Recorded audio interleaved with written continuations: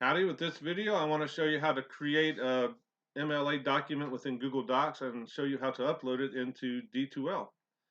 We're going to create our document, and MLA wants a certain type of format. The first thing we want to do is go to create a header with your last name and a page number in it. So we're going to go to the Insert tab here in Google Docs, and we're going to go to Headers and Footers. No, we're not. We're going to go to Page Numbers. Sorry about that. And we want it on the top right corner, so we're going to do the first one under page numbers. If you put your page number in headers and footers and just put the number 1, it'll count all your pages as number 1, which you don't want to do. Excuse me. So we're going to click on this upper right corner, and it created the page number, and we want to put in our last name, so move the cursor in front of that page number and hit the space key, and you have your header done. And we're going to click underneath that. The only thing that should be in the header is your last name and the page number. With MLA formatting, everything should be double spaced once, so we're going to go over here to line spacing and hit double. After that, we need your name, your instructor's name. I'm Eric Fish, so we're going to type in my name. The class and section number, I'm going to make one up here, and the date. You want the day, the month, and the year. And after that, you want to hit enter, and then you're going to center, which is over here with your alignments. We want to, whoops, did I get there? Center a line there, and you're going to title your document. Let me do it.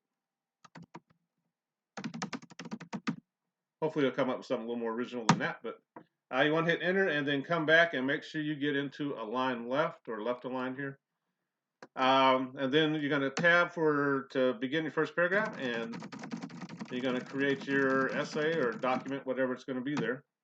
But that's what an MLA formatted essay should look like. You should have your last name and page number in the header. We go down and hit enter, we'll see that it's counting the pages. That's what you want to see. Other than that, on the title page, which is just simply page 1 in your essay, you want your name, my name, class section number, and then the date. And this will only appear on the first page. If it's appearing on all your pages, that probably means you accidentally put it in your header, which you don't want to do.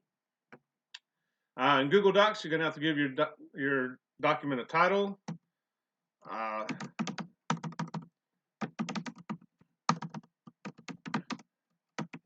D2L is going to put your name on the document anyway, so you don't have to put your name on there if you don't want to. It's just a habit. But we named our document. Now you can't upload directly into D2L from Google Docs. You're going to have to download your document. So you're going to go over here to the File menu and hit Download. And we're going to download this as Microsoft Word. When you get into longer essays, particularly with MLA formatting with works citus pages and stuff, you might want to end up doing it as a PDF document. Make sure you ask your instructor there. We're going to do it as a Microsoft Word document, and it's going to open it in my computer. If you don't have Word, it may do a little box down there at the bottom left corner, and you'll have to download it that way. But we're going to save this. I'm going to save it in, well, can't get there. I already have hold on, here we go. There's my documents. I'm working in spring 2020 right now. So we're going to go down here. I already got a folder open for that. To create a new folder, you just right click your mouse, hit new, and folder. And you can name that folder and just click out of it. And if you want to save your document, just click on that folder. And it's kind of nice if you have different classes in different folders, so you can kind of keep track of where your documents are. And we're going to save that. And it's also kind of important because you got to remember where you save things, so you can go back and find it here in a second. Alrighty, so we've created our document in Google Docs. We've saved it to Word, or saved it to our computer. And now we're going to go to D2L. I'm going to put this into my dual enrollment class at Sullivan Central. But to submit an assignment, you're going to go to Assignments, and you want to go find that drop box. I'm going to put this in the introduction paragraph folder.